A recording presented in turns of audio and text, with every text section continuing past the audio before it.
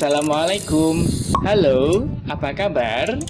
Selamat datang di channel Mas Masud. Salam pejuang balance. Sebelum melanjutkan video ini, sangat dianjurkan untuk klik tombol subscribe, like, komen, dan juga share. Jumpa lagi di video tentang kegiatan usaha bank. Pada bagian kedua, kita akan belajar mengenai kegiatan Bank Perkreditan Rakyat atau biasa disingkat BPR. Bank Perkreditan Rakyat atau BPR adalah bank yang melaksanakan kegiatan usaha secara konvensional atau berdasarkan prinsip syariah, yang dalam kegiatannya tidak memberikan jasa dalam lalu lintas pembayaran. Kegiatan BPR jauh lebih sempit jika dibandingkan dengan kegiatan bank umum, karena BPR dilarang menerima simpanan giro, kegiatan falas atau valuta asing, dan perasuransian. Konvensional di sini maksudnya adalah kegiatan usaha yang secara umum dilakukan oleh bank umum, seperti pada video yang sudah kita bahas sebelumnya. Dan di sini BPR memang tidak diperkenankan ikut dalam lalu lintas pembayaran, seperti transfer, clearing, dan lain sebagainya. Selain itu, BPR juga tidak diperkenankan dalam kegiatan falas atau valuta asing. Seperti ketahui, falas merupakan transaksi pertukaran antara mata uang rupiah dengan mata uang asing. Fungsi BPR. Yang pertama adalah memberi pelayanan kepada masyarakat yang sulit atau tidak memiliki akses ke bank umum. Pada awal mula berdirinya BPR dibentuk dikarenakan bank umum belum bisa masuk atau belum bisa menjangkau masyarakat desa. Sehingga masyarakat desa merasa kesulitan karena aksesnya yang terlalu jauh untuk menjangkau bank umum. Sehingga muncullah lembaga keuangan dalam bentuk BPR yang berdiri di masyarakat desa. 2. Membantu pemerintah untuk mendidik masyarakat agar pembangunan di sektor pedesaan dapat dipercepat. Adanya lembaga keuangan yang berdiri di tengah masyarakat desa tentunya akan membantu pemerintah dalam mengembangkan sektor pembangunan. Yang kita ketahui bahwa sektor pembangunan bukan hanya berupa fisik semata, akan tetapi lebih luas daripada itu. Contohnya di sektor pendidikan, sektor sosial, termasuk juga sektor ekonomi.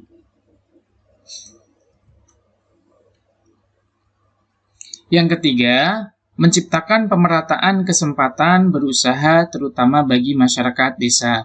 Hal ini bisa dilakukan dengan pemberian pinjaman berupa kredit kepada masyarakat desa bagi mereka yang ingin membuka usaha. Kemudian yang keempat, mendidik dan mempercepat pemahaman masyarakat desa terhadap pemanfaatan lembaga keuangan formal sehingga terhindar dari jeratan rentenir. Contohnya, masyarakat desa akan lebih mempercayai lembaga keuangan seperti BPR ini untuk menyimpan uangnya.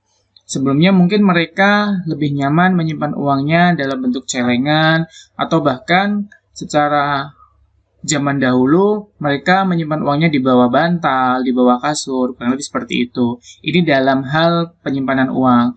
Kemudian dalam hal peminjaman, biasanya masyarakat desa akan meminjam ke rentenir atau yang kita sebut sebagai lintah darat, yang pada dasarnya rentenir dan lintah darat ini akan merugikan masyarakat desa karena mereka akan membebani bunga yang lebih besar daripada bunga yang berada di lembaga keuangan. Oleh karena itu, adanya lembaga keuangan BPR di tengah-tengah masyarakat desa akan menjadi solusi yang baik bagi masyarakat dalam pencarian atau memperoleh dana. Tentunya dengan bunga yang lebih kompetitif. Kegiatan Bank Perkreditan Rakyat. Kegiatan BPR dikelompokkan menjadi dua, yaitu kegiatan usaha yang diperkenankan atau diperbolehkan dan tidak diperkenankan untuk dilaksanakan BPR. Yang pertama, kegiatan usaha yang diperkenankan dilaksanakan BPR. Yang pertama adalah menghimpun dana dari masyarakat dalam bentuk simpanan berupa tabungan dan deposito. Kedua, menyalurkan dana kepada masyarakat dalam bentuk kredit. 3. Menyediakan pembiayaan dan penempatan dana berdasarkan prinsip syariah. Jadi bentuk BPR ini pun juga ada dua. Yang pertama adalah bentuk konvensional atau secara umum, dan yang kedua adalah BPR berbentuk syariah atau berdasarkan prinsip Islam. Dan yang terakhir, kegiatan usaha yang diperkenankan dilaksanakan BPR adalah menempatkan dananya dalam bentuk SBI atau Sertifikat Bank Indonesia, kemudian deposito berjangka atau tabungan dalam bentuk lain. Misalnya, BPR mempunyai dana yang berlebih. Untuk mendapatkan keuntungan, ia bisa menanamkan modalnya dalam bentuk deposito ataupun tabungan di lembaga lain. Sedangkan kegiatan yang tidak diperkenankan dilaksanakan BPR, antara lain menerima simpanan berupa giro dan ikut ke dalam lalu lintas pembayaran. Jadi BPR tidak boleh membuka simpanan dalam bentuk giro. Yang kita ketahui bahwa simpanan dalam bentuk giro ini mempunyai fasilitas penarikan berupa cek. Jadi di BPR tidak memiliki cek. Selain itu, BPR juga tidak diperkenankan ikut ke dalam lalu lintas pembayaran, seperti transfer, clearing, dan lain sebagainya. Oleh karena itu, kalau kita ke BPR, kita tidak bisa transfer uang. Kedua, melakukan kegiatan usaha dalam bentuk valuta asing.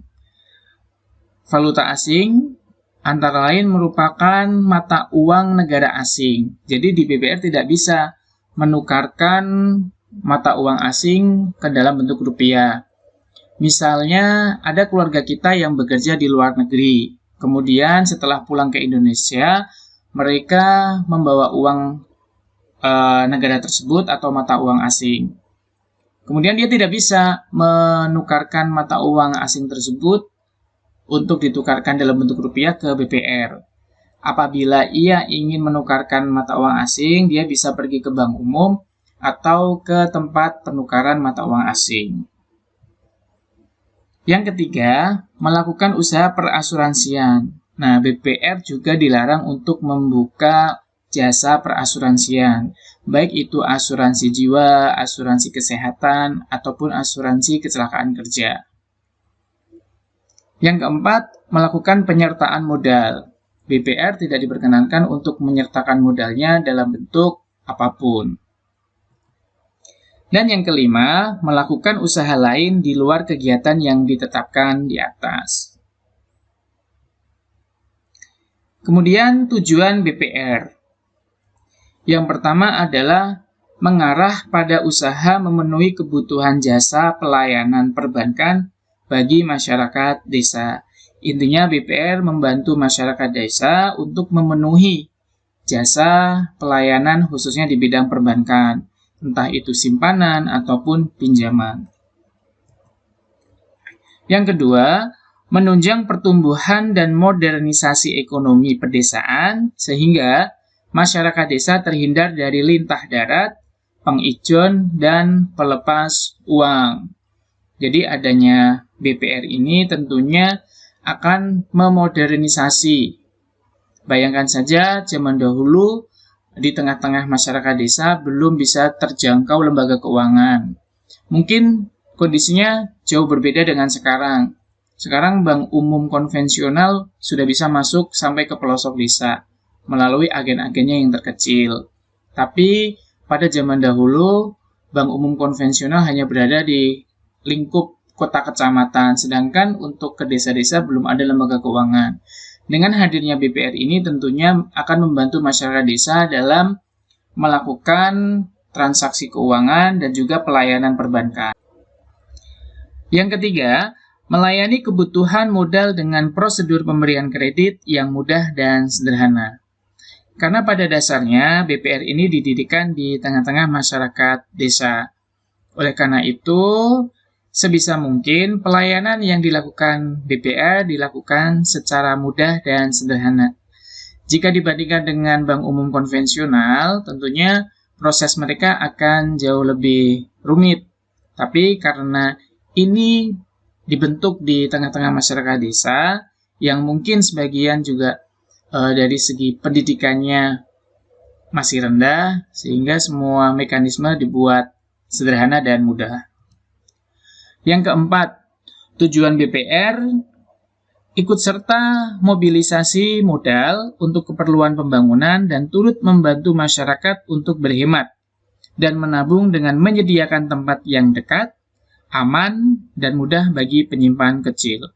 Jadi jika masyarakat desa nih, misalnya desa petani, setelah panen, kemudian mereka bingung uang hasil panennya mau disimpan di mana, mereka tidak perlu jauh-jauh ke kota untuk mencari bank umum. Akan tetapi hadirnya BPR di tengah-tengah masyarakat desa ini yang bisa menjangkau mereka cukup untuk datang ke BPR untuk menyimpan uangnya. Begitu sebaliknya ketika mereka membutuhkan dana, mereka tidak perlu meminjam ke bank umum yang lokasinya mungkin jauh di kota, akan tetapi mereka bisa mendatangi BPR untuk mendapatkan pinjaman. Oke, terima kasih. Untuk materi kegiatan usaha bank syariah akan dipelajari di video berikutnya. See you!